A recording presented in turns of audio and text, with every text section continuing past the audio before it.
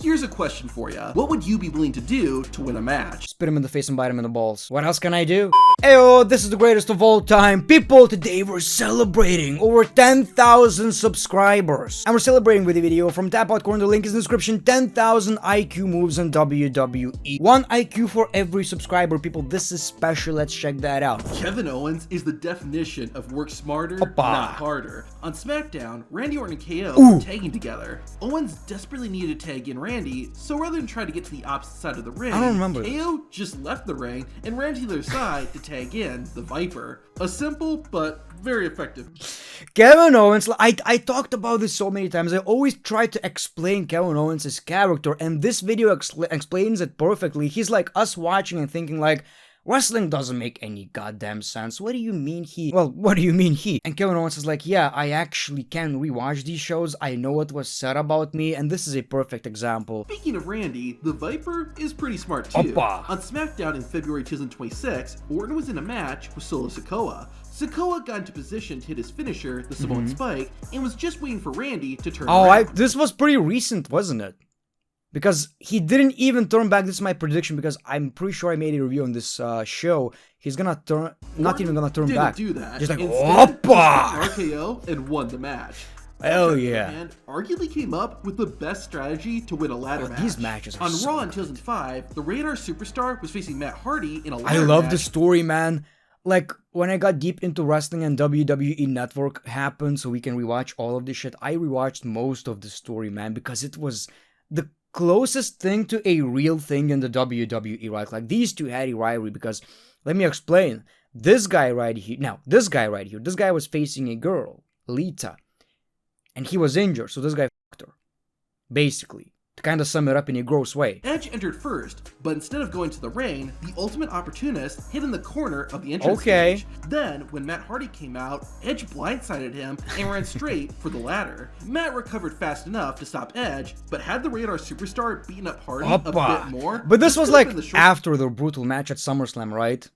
First ladder match in WWE. Maybe my childhood memory was lying to me, but I remember like some of the fists were probably real during that SummerSlam match, or maybe they just made it look real. I don't remember. Now that was a smart way to win a ladder match. Yep. Here's a smart way to win a tables match. At the 2010 man, like watching this right now, Edge, knowing that he is legitimately injured and he doesn't even know how badly, wow. Pay-per-view, The Miz had his first big test as WWE champion. The A-lister's opponent that night was the former champ, Randy Orton, and the two were fighting in a tables match. The Miz had Alex Riley in his corner, and during the match, the referee got knocked out of the ring. Real Orton good. then powerbombed Riley through a table, which led Orton was doing powerbombs back then, but the reason he stopped doing them, some Randy Orton lore, as a Randy Orton fangirl, I can obviously explain to you, he stopped doing this because of his shoulders, and it's not safe for him to actually, lift shit. So that's why you don't really see him doing powerbombs or any moves like that. You're seeing him doing power slam, spinning, whatever. I don't know how it's called. The Miz hit the Viper with a skull-crushing finale. The Miz got Alex Riley out of the ring and made it look like he had powerbombed Randy Orton through the table. That's pretty smart. Then got up, looked at the scene, and awarded 10,000 the Miz IQ. a victory. Had Randy Orton taken a page out of Maven's book, things could have been much different.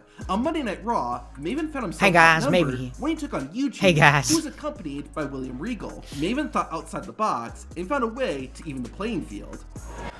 Okay. Oh, that's some Eddie Guerrero shit right here. That's pretty smart. That was John Cena who tripped Maven. Now this next moment... Come on, Tap Out Corner. We gotta stop with the John Cena was a jokes. big brain move. After years of hearing "you suck" every time he made his entrance, Kurt Angle decided to turn the tables. That's good. Okay, that is pretty good. There are a lot of things you can say about Michael Cole, but dumb isn't one of them. That was pretty sexy. Like this right here. There are a lot of things you can say about Michael Thirst Cole, thirst trapping me, Tap Out Corner. How dare you? Ooh, I'm blushing. Lawler, the two were scheduled to face off in a tag team country whipping match. Well, this was bad. Everyone had a whip that they could use. However, Cole was using his noggin and came to the match wearing bubble wrap. Okay, this is pretty smart. But it did work. Early in his WWE... This is pretty smart. Come on, let's give it to Michael Cole. William Regal became infamous for using his brass knucks to cheat and win matches. However, the referees eventually caught on and started checking Regal before matches, but the Englishman was one step ahead of them. On SmackDown, William Regal was teaming with Kurt Angle. The referee checked Regal for brass knucks, but William Regal didn't have any. That's because he gave them to Kurt Angle, who gave the knucks back to Regal after the referee's inspection. Now this pretty smart, so pretty clever. smart. Good, man. And again, I'm gonna keep talking about this shit. Every time I see these old clips, it looks so more real, so gritty.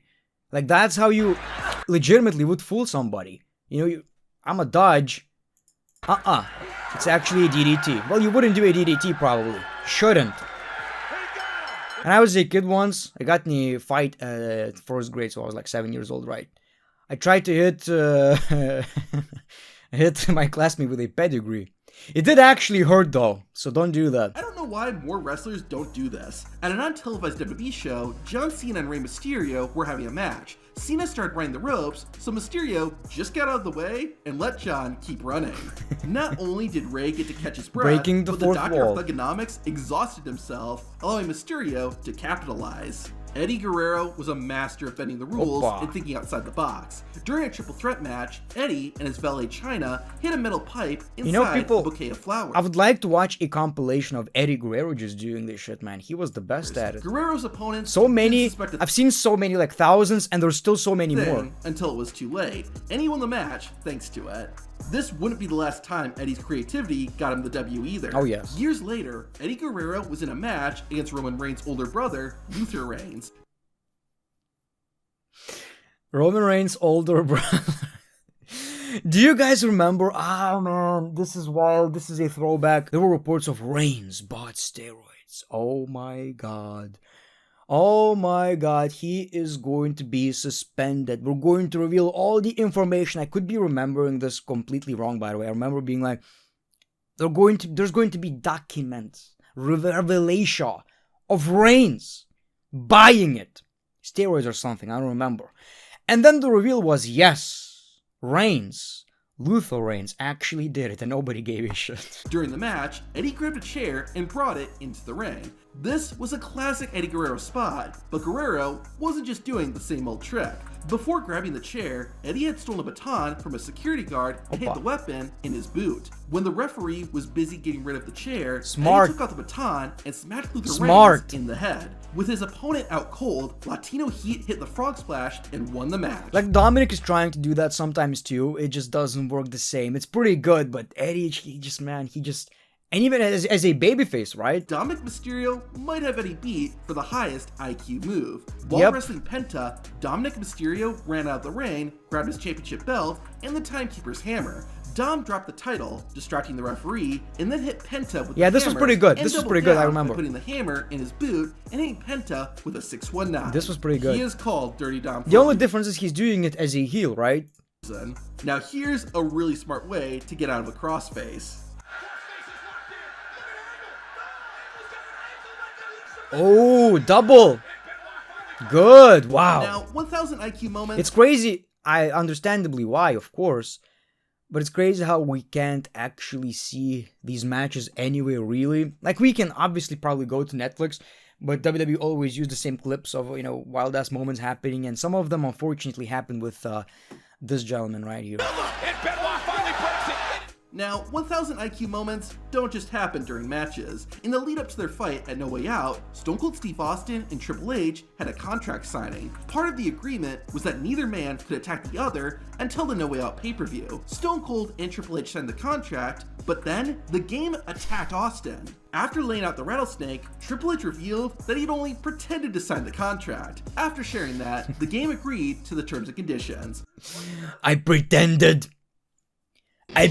to sign the contract. Here's a question for you. What would you be willing to do to win a match? Spit him in the face and bite him in the balls. What else can I do? Shawn Michaels gave his answer when he fought Goldust. The Heartbreak Kid didn't hit the bizarre one with a move, but instead, a kiss. Goldust enjoyed the surprise smooch, which allowed Michaels to hit some chin music and win the match. Now this is a really effective way to counter the Green Mist.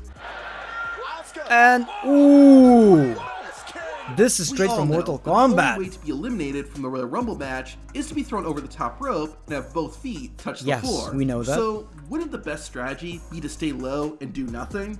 Well, during the 2000 Royal Rumble match, someone did. Road Dogg entered at number 19, and almost immediately, he got on the mat and curled up in the corner. While the DOGG did take a few stomps, he managed to last. He's resting. This is Roman Reigns' Royal Rumble 2015, I believe, where he spent majority of the time pretending to be injured. Well, it was WWE Creative making it look like that. He spent majority of the match out of the match. Turned his back and got eliminated. And by his friend. This next one really makes me wonder, why don't more wrestlers do this? What? During Rob Van Dam and Kane's run as a tag team, they found themselves in a match against Lance Storm and William Regal. At one point, Storm got behind Kane and twisted his mask. With the Big Red Machine unable to see, Storm shoved RVD into Kane, causing Kane to chokeslam his own tag team partner. Which got Regal and Lance the win. Kane looked that so was badass. borderline cheating, how Becky Lynch won this match was perfectly legal.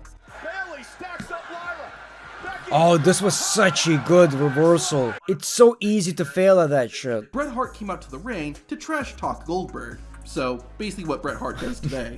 Hart challenged Goldberg to a fight, and Mr. Berg was happy to accept. Goldberg speared Bret Hart, but remained motionless after Oh, making it's the metal contact thing. with the Yeah. Hitman.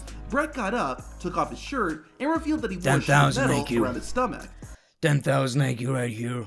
And also, I have reasons to believe Shawn Michaels was sleeping with Vince McMahon. I have reasons to believe that. I have reasons. Knowing Bret Hart, I think his Good. main motive was to do as much damage Good. to Goldberg. Speaking of Bret, while a lot of wrestlers cheat behind the referee's back, Bret Hart went the extra mile. During a match against Chris Benoit, Bret Hart pulled out a pair of brass knuckles and hit Benoit Boom. while the referee was Nice. distracted. However, instead of immediately putting his opponent in the sharpshooter, Bret Hart made it look like Benoit had covered him, completely gaslighting. I love shit like this because it completely like breaks this I don't know how to put this stereotypes of wrestling, how it's stupid, because this really wasn't, you know. 10,000 IQ right here. He also made it look like Chris Benoit had the upper hand, whoever this guy is. Chris whatever. While not ethical, this next move was pretty sneaky. On Raw, Gunther was facing off against AJ Styles. Oh. AJ locked in the calf crusher, but then randomly let go, even though the ring general hadn't submitted. Well, actually, the referee didn't Gunther see it. had tapped out. Yeah. But This was did it recent so too, that the referee slapping that didn't see ass. it. This allowed Gunther to free himself and eventually get the win. Funny enough, almost 10 years earlier, The Undertaker used the same trick when he fought Brock Really? Lesnar. The dead man tapped out where the referee wasn't looking, yes. which caused Lesnar to lower his guard and give The Undertaker the victory. DX didn't really feel like wrestling that night, but they also didn't want to forfeit the titles, so they found a clever workaround. I would disqualify, Once like, that is the thing, man, like, about wrestling. If we try to look at it as if it's real, I'm a champion, right? Somehow, some way, I won the championship. Not sure how. Probably my finishing move, right? Like, pooh, and in the balls. I bite him. Like, how else am I going to win, right? I'm a champion. I'm an undisputed champion. Possibly Divas champion. Doesn't matter.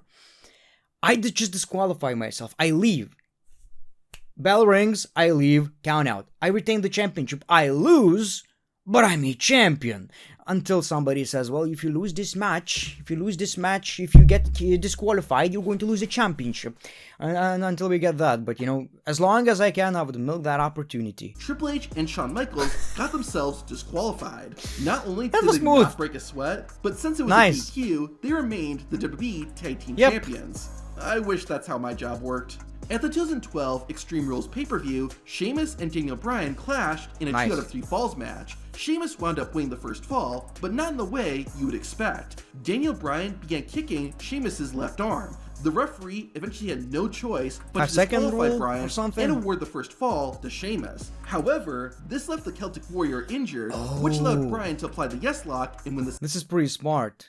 2 out of 3 falls, right? So you, even though you kind of have to sacrifice. It's one of these, you gotta spend money to make money type of deals. Cool.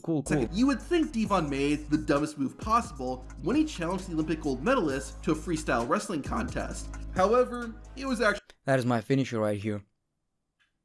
He bites him. pretty smart. Once Kurt Angle got on his knees, Devon instead gave Angle a kick to the ribs and took control of the match. To make things even sweeter, Devon and his tag team partner Bubba went on to win the whole thing. Now, I'm honestly surprised nobody thought of this sooner. In 2025, WWE was graced by the presence of El Grande Americano. Yep. He was an interesting fellow who used his head. Literally. During matches, Americano slid a piece of metal inside his mask, which almost guaranteed that his opponents would be knocked out when he headbutted them. And the referee had no clue. Yep, pretty good actually. I bet you didn't know. Pretty there smart. Are a number of pretty rules, smart by El written Grande. and unwritten, that masked wrestlers need to follow. To find out what they are and what the punishment is for breaking them, watch the video on screen. Obviously, people, make sure to check out Tap Out Corner. A lot of interesting videos, very cool to react to. You know, I'm trying to give you my thoughts, laugh about it, pretty cool. So, these are the 10,000 IQ moves. Like I told you, 1 IQ for each subscriber. And that's pretty special. Check out more of these videos right here. Appreciate that. Subscribe.